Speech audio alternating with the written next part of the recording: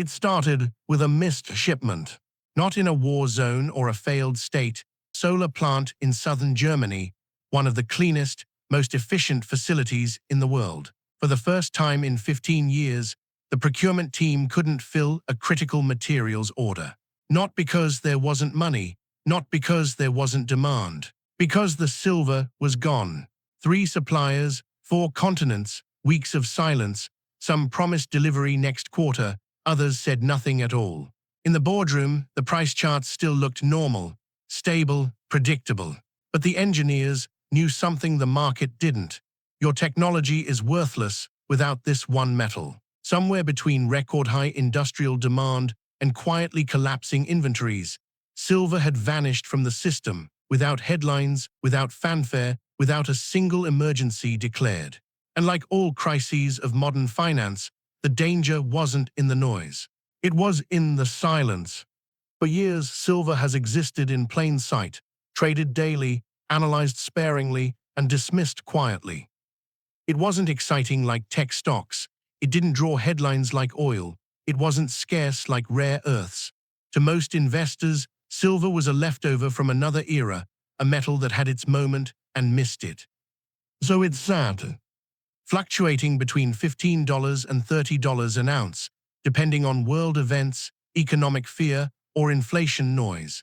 A sideshow in a market obsessed with velocity. But behind the charts, something strange had been building. Silver wasn't just drifting anymore, it was being consumed. Quietly, persistently, and unavoidably. In 1980, silver demand was mostly monetary, coins, bullion, prestige. Today, over half of global silver demand is industrial. Increasingly, it's not bought to hold, but to use. Every rooftop panel, every electric vehicle, every smartphone camera, satellite, and medical sensor. Silver doesn't just store value, it completes the circuit. Remove it, and everything stops. And yet the price told a different story, one of abundance. That's the illusion. Markets only see what's priced, not what's promised. The contract still settles, the ETF still trades, the supply chain still delivers until it doesn't. And when that moment comes, the system doesn't pause, it snaps. Because the assumptions baked into silver's low price weren't based on the metal's utility. They were based on the one thing every collapse begins with: complacency. Silver has never known what it wants to be. It has spent centuries caught between 2 identities, money and metal. Gold was easier to understand. It was ceremonial, symbolic, and stable, a store of wealth that rarely moved. It built empires, secured backing for currencies, and sat quietly in vaults. Silver, by contrast, was accessible. It circulated in everyday life. While gold crowned the elite, silver was in the pockets of working people for food, fuel, wages. It moved. It bought things. It lived in the real economy. And then it changed again. As global finance evolved beyond coins and into code, silver's role as money faded in the spotlight, but something else grew in its place: industrial utility. Few noticed at the time. Because it didn't happen all at once. It crept in through the rise of photography, electronics, and medical tech. Gradually, silver's second life began as a functional material in technologies that never made headlines. Today, that second life dominates. Over 50% of silver's annual demand now comes from industry. But it's not just the volume, it's where that demand is concentrated. Solar photovoltaic systems, electric vehicles, semiconductors, and high-speed data infrastructure, defense and aerospace. These are not wants, they are non-negotiables in a digitally connected world. And yet the market treats silver like it's still anchored in its past, as if its marginal use in jewelry and silverware defines its value, as if there's a vault somewhere overflowing with spare ounces, as if new supply can be turned on like a tap. That view is not just outdated, it's dangerous. Because silver's price reflects perception, not position, not necessity, not criticality, just expectation. And when expectation and reality finally meet, history shows us what happens. Prices catch up, but they do it violently. Because fundamentally misunderstood assets rarely correct smoothly. They lurch into focus all at once. And by the time everyone understands what silver actually is, it's already too late to act.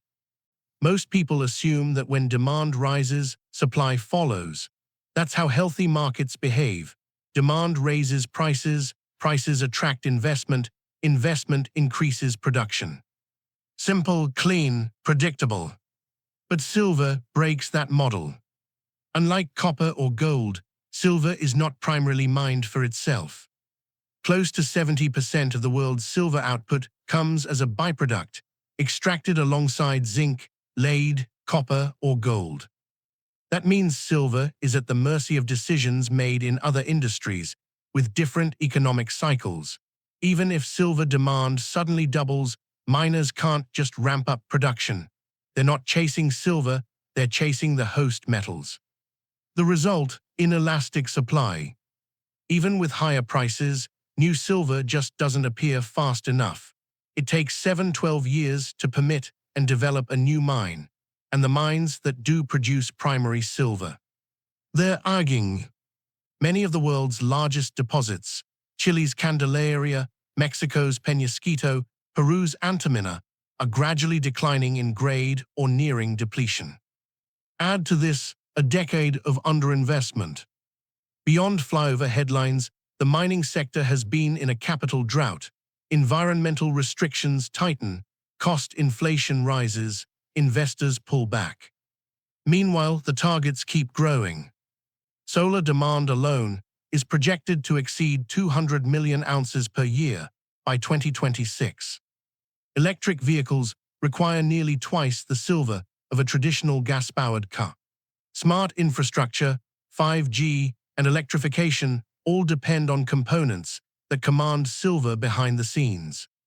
And that's just industrial. Monetary demand, coins, bars, ETF inflows, rises on fear. The moment inflation heats up again or monetary trust weakens, that demand can spike rapidly. So what's left? Stockpiles. Global inventories are quietly draining. The COMEX system, once holding over 300 million ounces of physical silver, is now hovering under 60 million. That's less than 3 weeks' worth of global demand. And once silver leaves the vaults for industrial use, it's not coming back, at least not for decades. The supply chain wasn't designed for this.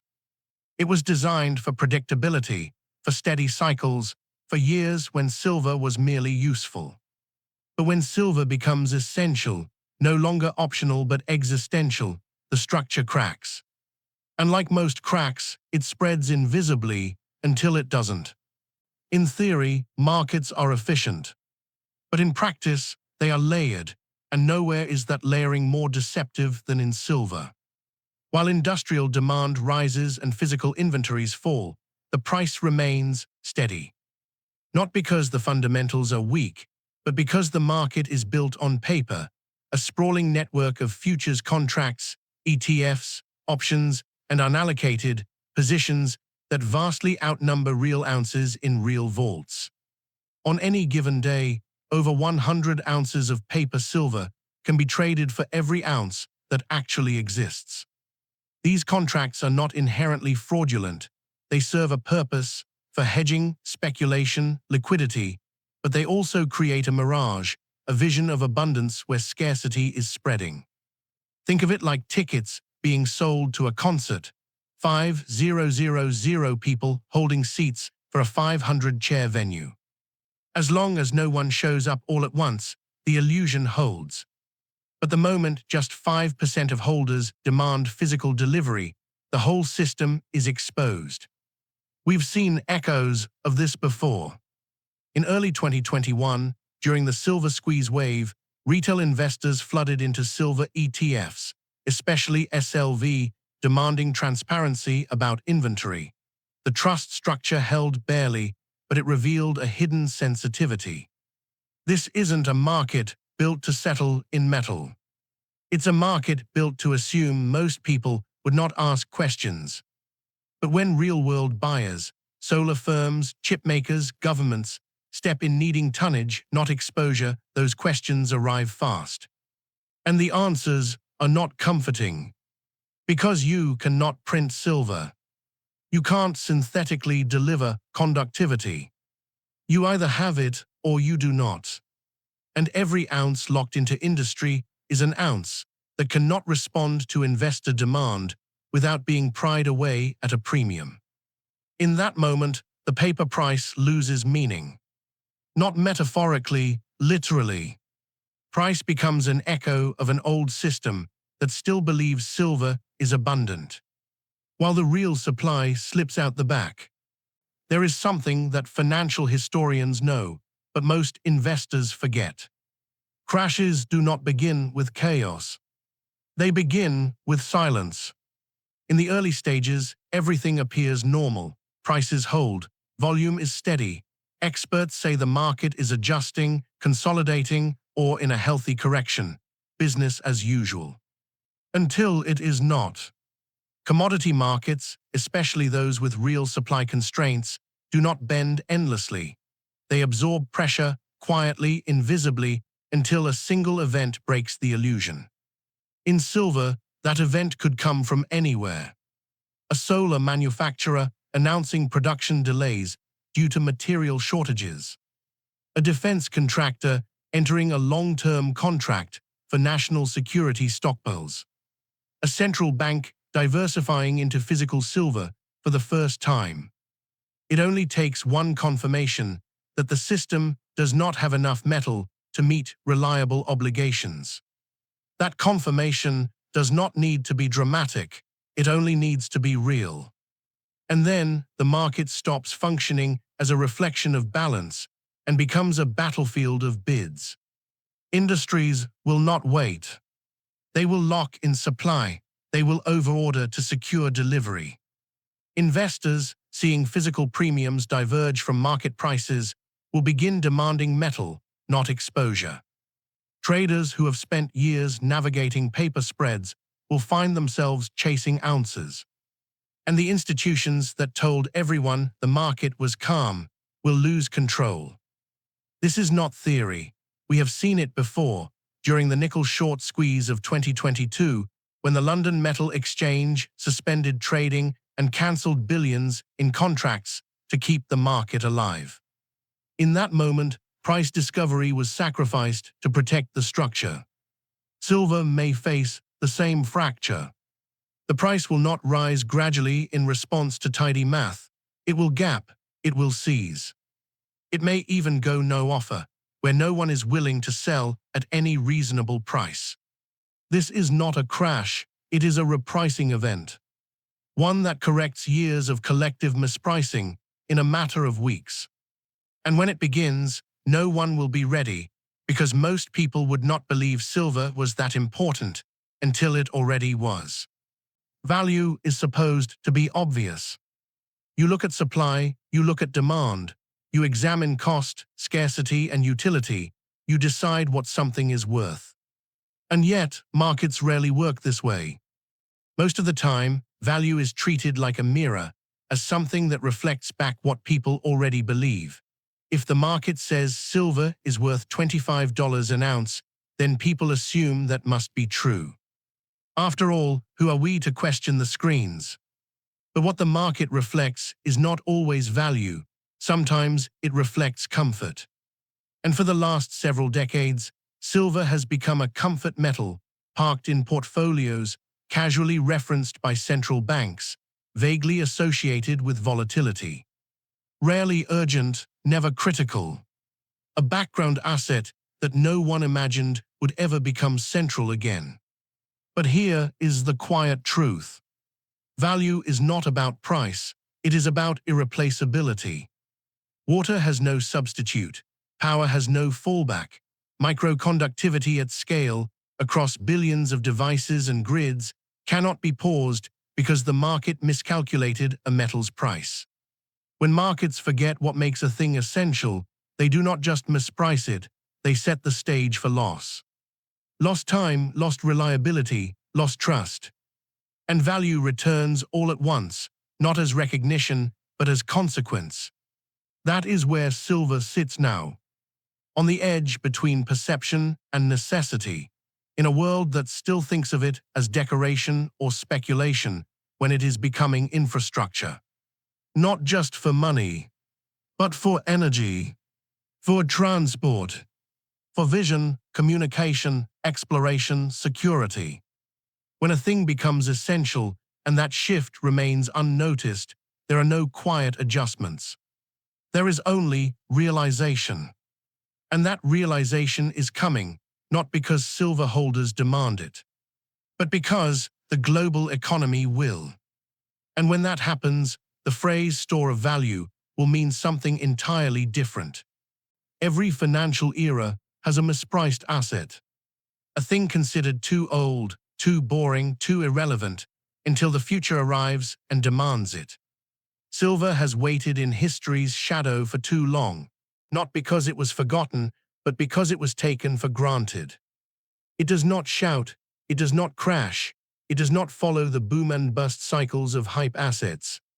But quietly, it has become the bloodstream of modern life, circulating through energy, technology, medicine, and systems we insist must always work. As this reality comes into focus, the conversation will shift.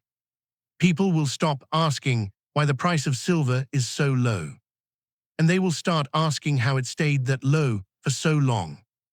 When utility overwhelms inventory, when demand has no pause button, and when the system finally realizes it has misjudged something essential, price is no longer the correction.